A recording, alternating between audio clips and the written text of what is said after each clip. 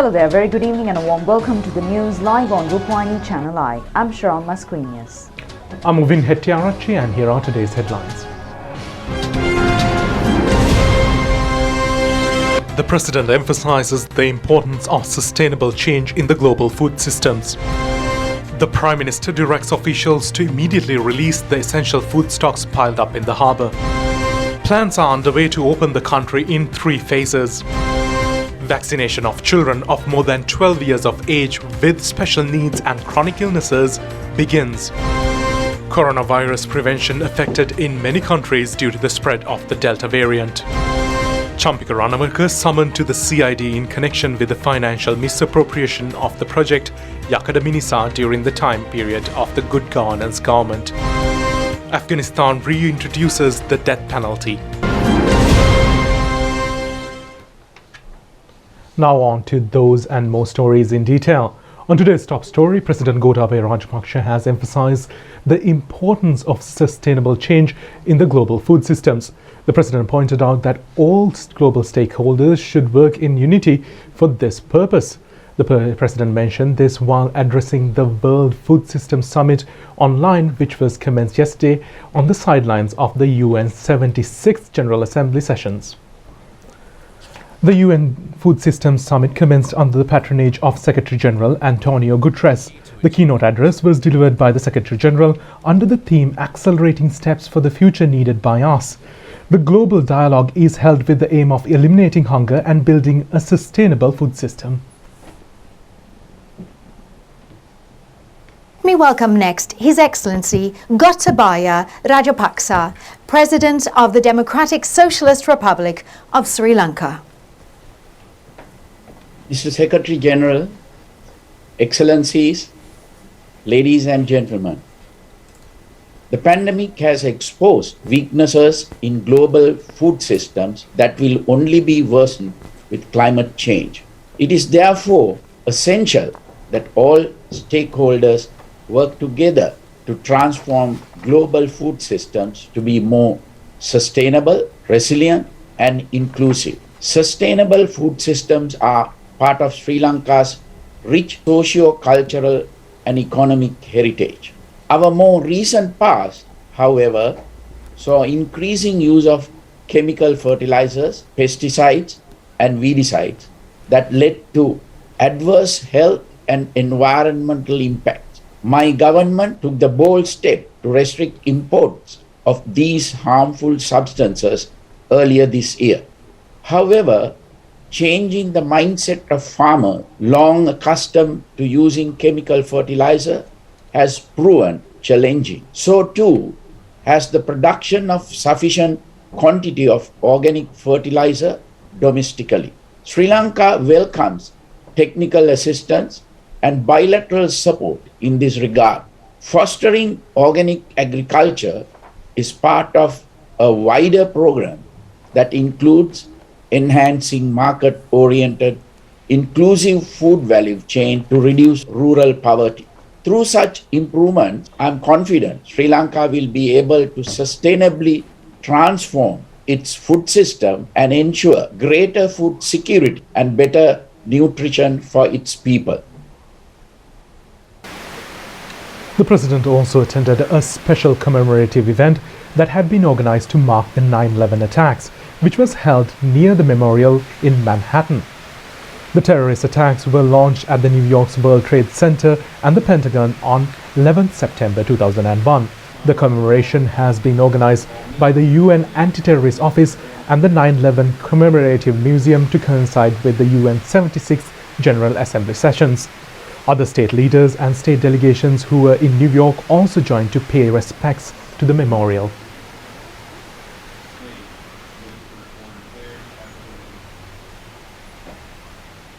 Prime Minister Mahinda Rajapaksa has directed to immediately release essential food items piled up in the harbour. He has given the direction during ministerial subcommittee meeting on cost of living, which took place over video technology. The Prime Minister gave the instructions to the Controller of Imports and Exports and the Director General of Customs, paying attention to the cost of living of people. Finance Minister Basil Rajapaksa said that steps will be taken to distribute essential food items released to the people soon. It was emphasized that officials of the Ministry of Trade and Agriculture should be responsible to distribute essential foods without a shortage. Trade Minister Bandula Gunawardena requested the Prime Minister to make arrangements to examine the complaint made by him about the accusations levelled by the former Executive Director of the Consumer Affairs Authority. Accordingly, the Prime Minister informed the IGP over the telephone to expedite investigations. The approval was given to State Minister D.B. Herath for his request to purchase animal feed, including maize, from the foreign markets according to prevailing methods until the local maize harvest is received. Ministers Douglas Devananda, Mahindananda Alutgamage, Ramesh Pathirana, State Minister Lasanthala Gevanna, Janaka Vakkumbara, Finance Ministry Secretary S.R. Artigala and a group of state officials attended the meeting. State Minister Lasanthala Gevanna warned not to hide stocks thinking that the price of goods will increase. He said legal action will be taken against traders who sell goods for more than controlled prices. The COVID Prevention Special Committee has decided to prepare a complete plan on health recommendations and limits to be imposed when reopening the country after lifting the quarantine curfew. The committee meeting took place over video technology today, headed by Minister Basil Rajapaksa. The plan will be made under the three categories for state, transport and private sectors. Ministries of Public Administration, Transport and Labour will make the recommendations. The guidance of health experts, committees and Ministry of Health will be obtained. Minister Basil Rajapaksa emphasized the assistance of public health inspectors, regional political authorities, village development committees and media should be obtained when implementing the plan. All sectors should contribute continuously to take forward the country's economic process and the new normal situation. The minister said that an economic growth rate of 12.3% has been maintained in the second quarter of 2021, but it was reduced to 9% in the third quarter due to the closure of the country. The minister emphasized the target is maintain an economic growth of 3% in the fourth quarter. Lengthy discussions took place on opening schools. The Health Expert Committee has sent the relevant recommendations to the Ministry of Education. International organizations, including the UNICEF, Pediatric specialists, have pointed out that it is not necessary to wait until the end of vaccination to open the schools. The consultant doctors pointed out it is necessary to open schools under proper health guidelines with commitment of parents to maintain education of children without interruption. It was decided to get the assistance of local government institutions and regional development committees to clean and disinfect the schools. Discussions took place on establishment of post-COVID Ayurveda treatment centers in tourism zones. State Minister Sisira Jayakodi explained about the immunity-enhancing medicine packet that is to be distributed free of charge by the Ministry of Indigenous Medicine. He said that 6,000 million rupees have been allocated for the purpose. Minister Prasanna Ranatunga said that the issuing of PCR test results for tourists arriving from the airport will be more efficient due to the commencement of the new testing centers at the airport. The vaccination process was also reviewed on the occasion. Ministers Kehelia Rambukwalla, Dallas Allah Peruma, Bandula Gunawardena, Johnston Fernando, Pavitra Vanyarachi, Mahindananda Alutgamage, Rohita Begunawardena, Ramesh Pathirana, state ministers, public officials, heads of security authorities and members of the COVID Prevention Committee attended the discussion. Vaccination of children with special needs and chronic illnesses commenced today in Colombo, Anuradhapura and Kurunegala districts. The Pfizer vaccine is given to children between the ages of 12 to 19 years to minimize complications and deaths due to COVID-19. The inauguration ceremony took place at the Lady Ridgeway Hospital in Colombo under the patronage of Mrs. Shiranti Vikramasinghe. Children about 12 years and chronic illnesses and disabilities are given vaccine daily at the Lady Ridgeway Hospital from 9 a.m.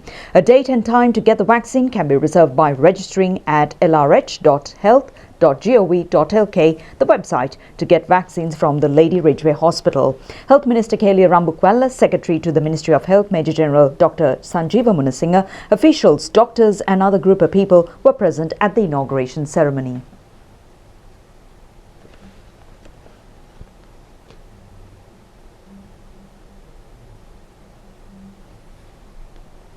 Meanwhile, vaccination of children between the ages of 12 and 19 years with chronic illnesses and disabilities commenced today at the Anuradhapura Teaching Hospital.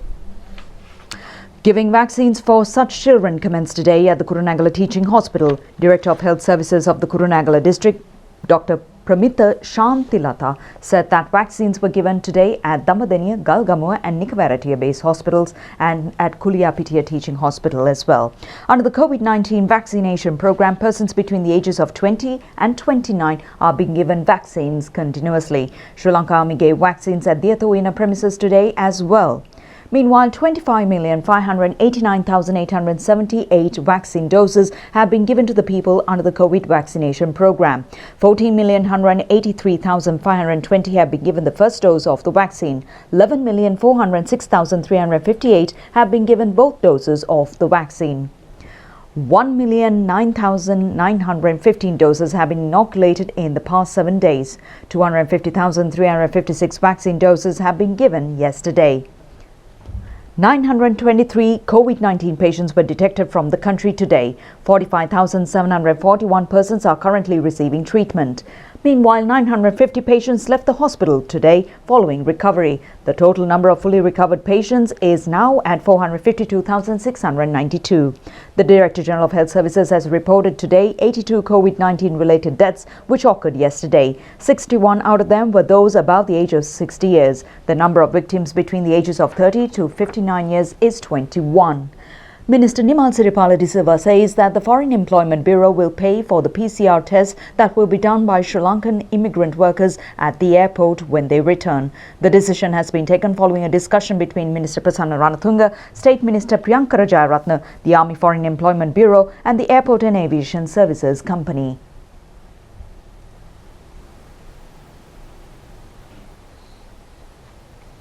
The Deputy Director General of Health Services, Dr. Hemant Herath, says that the Ministry of Health has embarked the inoculation process of children with special needs in the 3 areas of the country.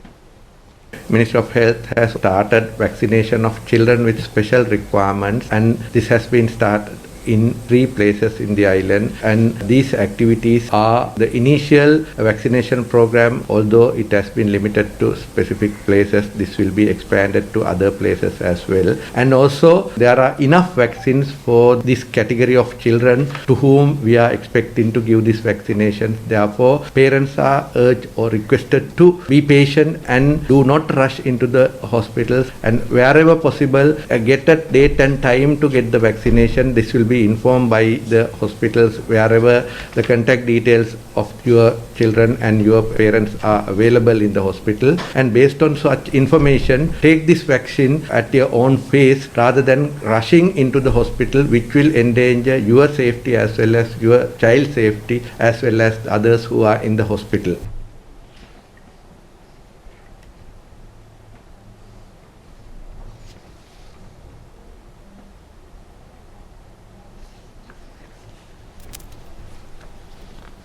Related to the amended or revised guideline for the tourists, we have to emphasize the fact that this will be done after the scientific evaluation done by the Health Ministry, and this will have to be carried out in an equal basis where anyone who is coming into the country, if they are fulfilling the set requirements to get released on the same day, they should be able to get their relevant services and they too should be released. So until such facilities are established at the airport and other places, I think it is better to continue the current system. Otherwise, there will be an equality or equity problem where the same category of people will have to be treated in a different way, which is not acceptable. However, the Ministry of Health and the other relevant stakeholders are doing their best to make sure that unnecessary delay and unnecessary procedures that are probably not relevant for today's context need to be revised and implemented in a different way as soon as possible.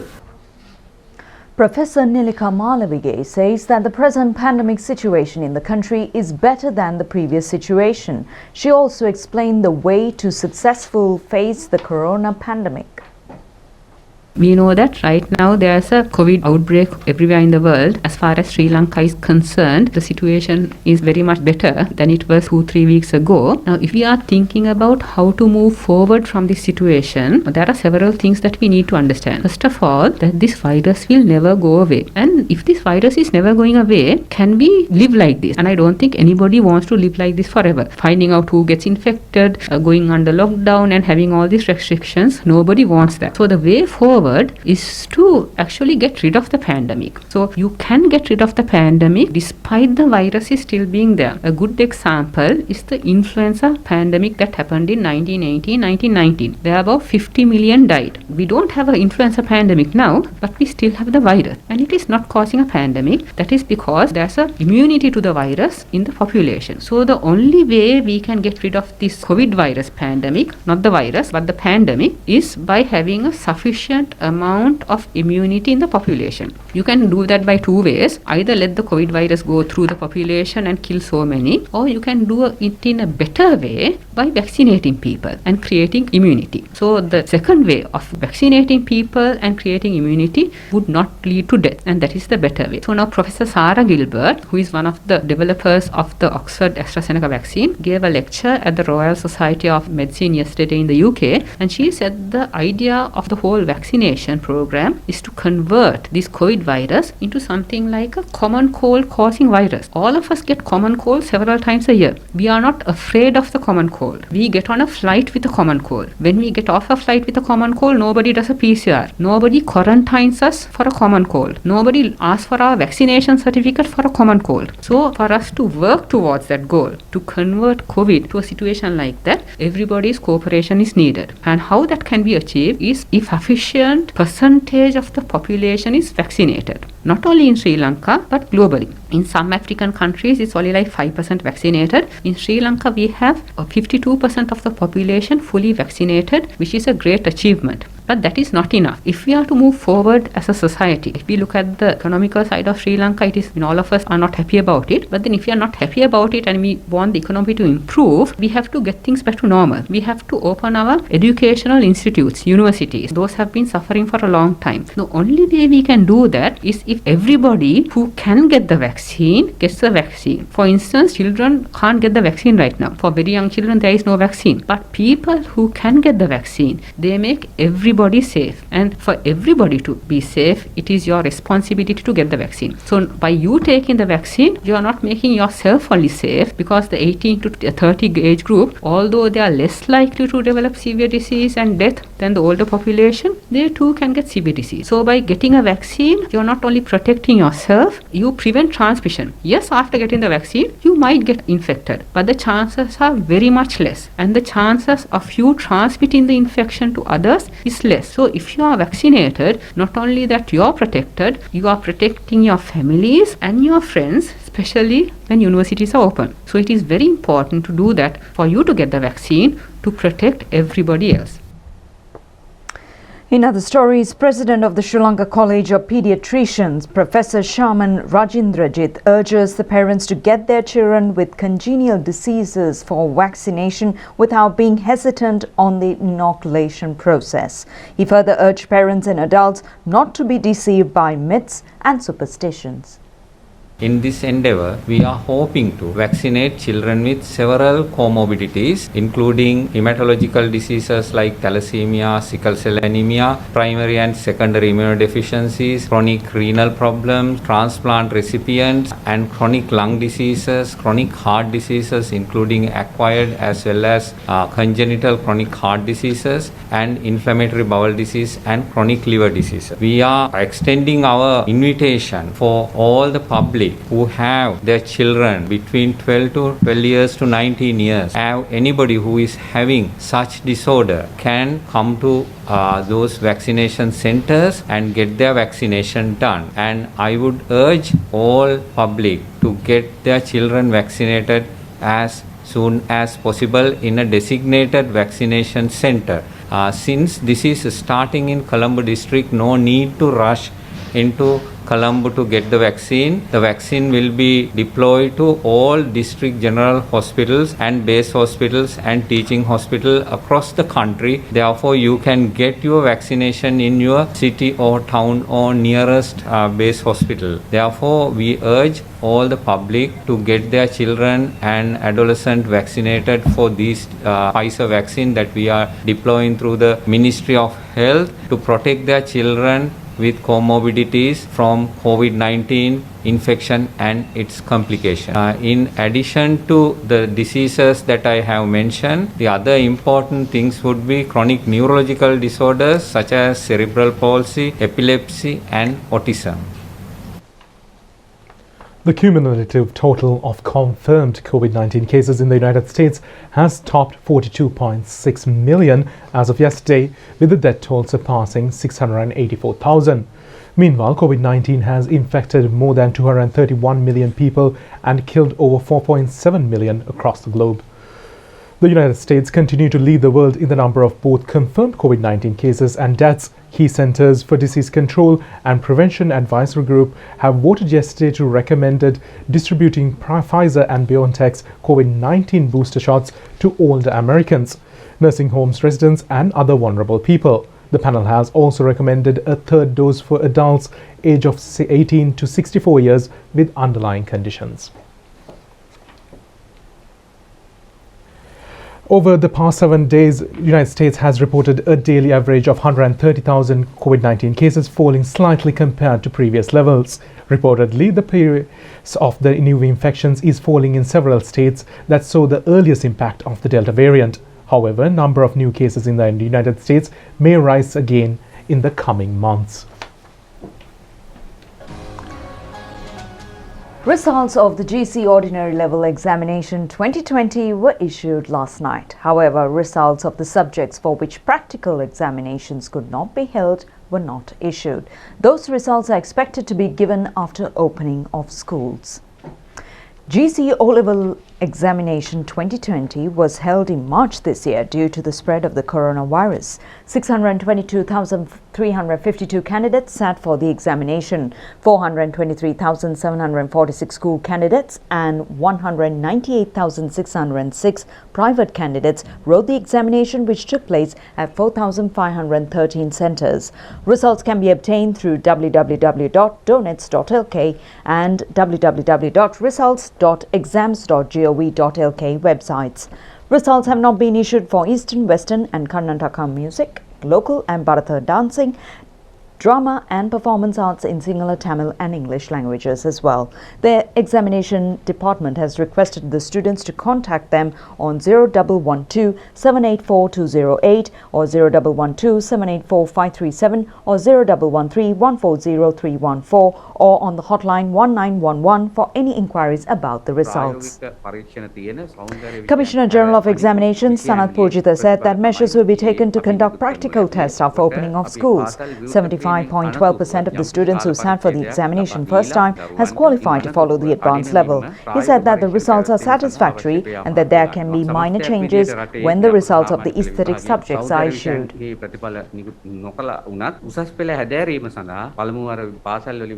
ළමයින්ගෙන් 75.12% ප්‍රමාණයක්. ඒ කියන්නේ 2,31,458ක් ළමයින්ට උසස් පෙළ හැදෑරීමට අවකාශ ලැබෙනවා. ඒත් එක්කම සම්පූර්ණ ආයුධම් කරුවන් දිහා බැලුවොත් පෞද්ගලික ආයුධම් කරුවනුත් එක්ක එතනදී 73.63%ක් මම හිතන්නේ මේ ප්‍රතිශතයන් සතුටුදායක ප්‍රතිශත. දැන් සෞන්දර්ය විෂයේ ප්‍රතිඵල නිකුත් කරපුවාම පුංචි වීමක් වෙයි. ඒ වුණත් මේ සියල්ලම ධනාත්මක පැත්තේ තියෙන්නේ. මම හිතනවා අපේ උත්සාහය සාර්ථක වුණා. අපි කවුරුත් බලන්නේ සාමාන්‍ය පෙළ සාධන පරීක්ෂණයක්. ඒක තරඟ විභාගයක් නෙවෙයි.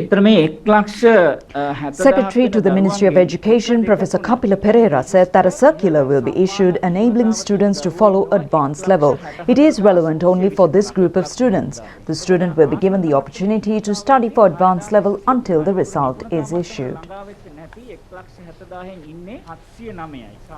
Secretary to the Ministry of Education, Professor Kapila Pereira, says that schools with less than 200 students will be opened after lifting the travel restrictions.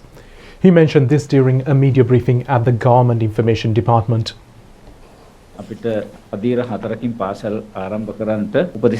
Secretary to the Ministry of Education, Professor Kapila Pereira, said that the Director General of Health Services had advised to open schools under 4 stages. There are 3,884 schools with grade 1 to 5. Governors have expressed confidence that the schools could be opened. All measures will be taken in the next 2 weeks to make schools secure from the COVID-19 virus. Schools will be reopened after recommendation of each school is received.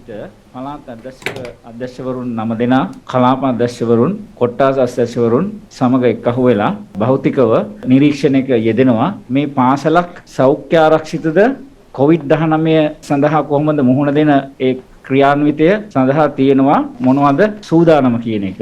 ඒ සියලුම දේවල් තියෙනවද කියලා සහතික කරන කටයුත්ත ඉදිරි සති දෙක ඇතුළත සිද්ධ වෙනවා. ඉන් පස්සේ රටේ සංචාරන සීමා අවසන් වුණාට පස්සේ ඒ එක් පාසලෙන් අපිට නිර්දේශ ලැබුණාට පස්සේ ඒ පාසල් පටන් ගන්නවා COVID-19 පැතිරීම වැළැක්වීමට පාසල්. Additional Secretary, School Affairs LMD Dharmasena said that a circular and a set of advice have been issued to prepare schools and educational institutes to prevent the spread of COVID-19.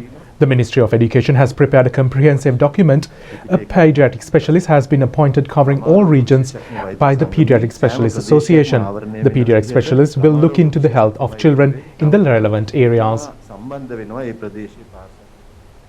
The CID recorded a statement today from Samajana Balavagia MP Partli Champikaranavaka. The statement was recorded in connection with an alleged financial misappropriation related to Yakada Minisa project implemented by the Megapolis and Western Province Development Ministry during the time of the Good Government's government. The CID recorded the statement from Mr. Ranavaka for more than 3 hours. Samajanabelavega MP Partli Champikaranavaka said that the accusation is for misusing 75 million rupees by the Ministry for Promotion program commenced in 2018 and conducted in 2019. Mr. Ranavaka said that he pointed out that there is nothing wrong. The discussion with the Christian clergy was a public one. There was no conspiracy. He said as a politician he is not afraid to visit churches and kovils. The Akawa joint military training exercise is taking place in the Eastern Province for the 11th time.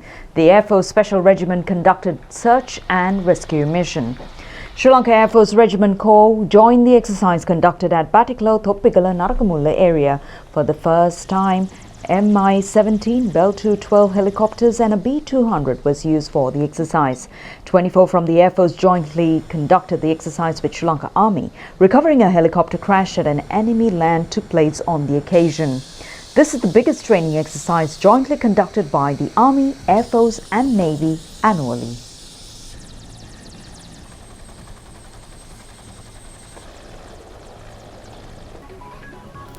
That's it for tonight's English News Update. Thank you for joining us. Good night.